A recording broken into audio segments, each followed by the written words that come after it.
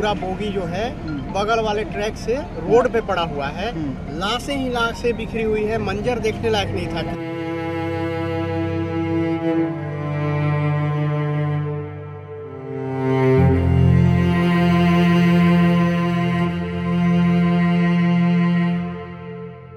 Rescue करने में अपन को कठिनाई ये आ रही थी, उस वक्त की लाइटिंग की व्यवस्था नहीं थी। उसी में अपन ने लगभग 150 से 200 लोगों का रेस्क्यू किया।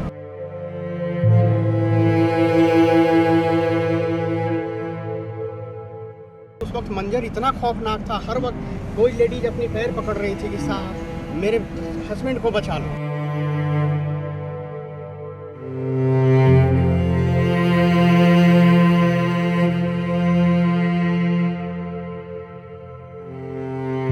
इस भीड़ में, इस लाशों के ढेर में उनके अपनों को खोजना मेरे लिए बहुत ही मुश्किल कार्य था।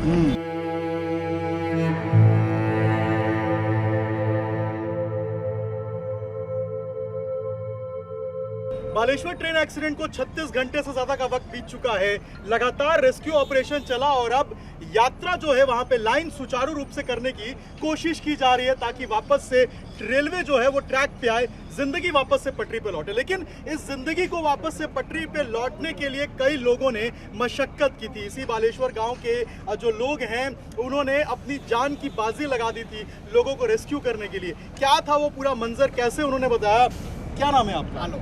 आलोक भाई, आप कहाँ रहते हैं? मैं यहीं रहता हूँ, ये बिल्डिंग अपना। मतलब स्पॉट के सामने? जी, स्पॉट के सामने था मैं। कैसे, क्या हुआ था पहले ये बताइए। जी, अचानक से एक बहुत ही भयंकर धड़ाम की आवाज़ आई और जब अपन दौड़ के गए तो देखे कि पूरा बोगी जो है बगल वाले ट्रैक से रोड पे पड़ा हुआ है। लाशें ही लाशें बिखरी हुई है, मंजर देखने लायक नहीं था। किसी का सर कटा हुआ था, किसी का हाथ कटा हुआ था। जब अपन बोगी के अंदर गए रेस्क्यू करने, उस वक्त तक कोई रेस्क्यू टीम नहीं आई थी, अपन ही लोकल लोग थे। तो जब अपन अंदर गए तो देखे कहीं सर है, कहीं खून ही खून है। तो अपन रेस्क्यू करने में अपन को कठिनाई ये आ रही थी, उस वक्त की लाइटिंग की व्यवस्था नहीं थी। उसी में अपन ने लगभग 150 से 200 लोगों का रेस्क्यू किया, जिसमें 100 लोग मृत पाए गए थे।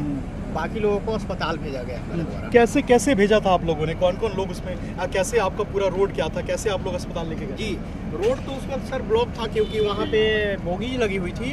अपन ने किसी तरह सब्बल मारकर उसका गेट खोला और रेस्क्यू कर करके उनको टांग कर हाईवे तक भेजा था सर, ऑटो के द्वारा, छोटी जीप के द्वारा।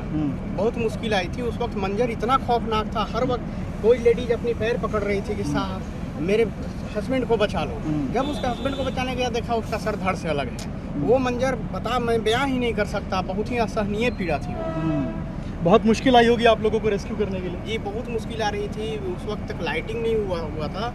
हर वक्त लाश, पैरों के नीचे लाश पड़ रहे थे, खून पड़ रहे थे, आप समझ सकते हैं। तो कैसे आप लोगों ने जब रेस्क्यू किया, निकाला उसमें, तो क्या कुछ लोग बात कर रहे थे आपसे मदद के लिए, गुहार लगा रहे थे, क्या बोल रहे थे? जी, वो बचा रहे, बस दो ही बात बोल रहे थे, बस मेरी जान बचा लो, मेरे अपनों को ले आओ, बस दो ही बात बोल रहे थे। लेकिन इस भीड़ में, इस लाशों के ढेर में उनके अपनों को खोजना मेरे लिए बहुत ही मुश्किल कार्य था। फिर आपने कैसे निकाला उनको? मैंने उनको निकाला, उनको ढाढ़स बंधाया कि आपके अपने सुरक्षित हैं। झूठा ही सही, लेकिन मैंने उनको ढाढ़स बंधाया और उनको गंतव्य तक भेजा। आप भी थे वहाँ पे, क्या हुआ था, कैसे पता चला था? जी सर, ऐसे हमने पूरा रेलवे ट्रैक के बगल में ही खड़े थे। आवाज़ आया धम धम करके, बिल्कुल धुआं ही धुआं हो गया। 3 मिनट तक हम यूँ खड़ा रहे क्योंकि तार वायर घिरा पड़ा था। फिर उसके बाद आवाज़ आया ट्रेन से कि बचाओ बचाओ बचाओ, वही आवाज़ आया। हम लोग ट्रेन में गए, अंदर देखे तो कई सारी बगियाँ तो पिछड़ा पड़ा हुआ था। सामने जो बगी था उसमें से लोग जो कितने, किसी का टांग में चोट आई, किसी का सर पे आया, किसी ने डेथ भी सामने ही हो चुका है। जो डेथ वालों को, जो भी इंजोर्ड थे उनको हमने बाहर निकाले और उनको रास्ता दिखाया। 300 मीटर आगे ये है, हाईवे है, वहाँ आप चले जाइए। जो चोट आई है उनको मेडिकल भिजवाए, वहाँ से उनको हाथ पकड़ा। और हमारे सहयोग में 2-4 बंदे और भी थे, उनके साथ में हम ले गए, उनको हेल्प करवाए, बहुत सारी हेल्प करवाए। लाइट नहीं था, मोबाइल की लाइट में हमने जला के उन लोगों को बाहर निकाले, जो भी हमारे सामने आए। ऐसे इतना हमने करवाया। फिर भी 100-150 आदमी हम लोगों ने 4-5 मिल के बचाए। इस तरह कितना मुश्किल आया होगा उस वक्त? बहुत सारी मुश्किल तो इतना बहुत सारी आया है, पर भी हम लोगों ने जितना भी मुश्किल है हमने टाइम दिए और बंदों को और भेजे पानी के लिए। कोई किसी ने पानी दे दो, कोई किसी ने ये कर दो, थोड़ा मेडिकल भेज दो, ये कर दो। जब भी तो यहाँ से जब आप लोग निकाले उनको तो फिर हॉस्पिटल कैसे लेके गए? जी, इस साइड का जो है पटरी इस साइड जो था एक रास्ता था हल्का सा, उसी में हमने घुसा के इस साइड में निकाल दिया। और फिर हॉस्पिटल कैसे ले गए? आपको? हॉस्पिटल नहीं लेके गए थे, मतलब यहाँ पे मेडिकल स्टोर वगैरह यहाँ पास में है, उस जगह पे जो भी मलम पट्टी करना है उनको तो ले जाना है। जो ज़्यादा इंजूर्ड था उनको तो हम कुछ नहीं कर पाए। जब आए रेस्क्यू वाले आए उसके बाद उनके साथ एम्बुलेंस 1.5-2 घंटा बाद आया एम्बुलेंस में ले जाया। कितना मुश्किल वो समय था आपको उस मंजर को देखना? बहुत ज़्यादा मंजर मुश्किल था, बहुत ज़्यादा। ऐसा दर्दनाक हादसा कभी हमने ज़िंदगी में नहीं देखे थे, जो पहली बार इस तरह के हमने हादसा देखे। इंसानियत को झकझोरने वाला मंजर होगा। जी जी जी। फिर वो लोग जो वहाँ ट्रेन के अंदर थे उन्होंने कुछ आपसे कहा? जी जी भैया हमें बचा लो, हमारे परिवार को थोड़ा मिला दो, ये कर दो। हमें वही हौसला दिए कि आपका परिवार सेफ है और ये है, हम आपको थोड़ा बाहर आइए, हम आपको इस जगह पर बैठिए, हम तुम्हारा परिवार को लेके आ रहे हैं। बस इतना बता के उनको यही हौसला देके। आज भी हमें पता चला कि कल भी आप लगे हुए थे और आज भी आप अपने घर जो है उन्होंने मदद के लिए आपने दिया है। जी जी जी जी जी। जो जितना हमें ये करेगा, पानी जैसे बिस्किट वगैरह जो भी कुछ हमें ये कर पाए उतना ही करवाए, इससे ज़्यादा नहीं कर पाए।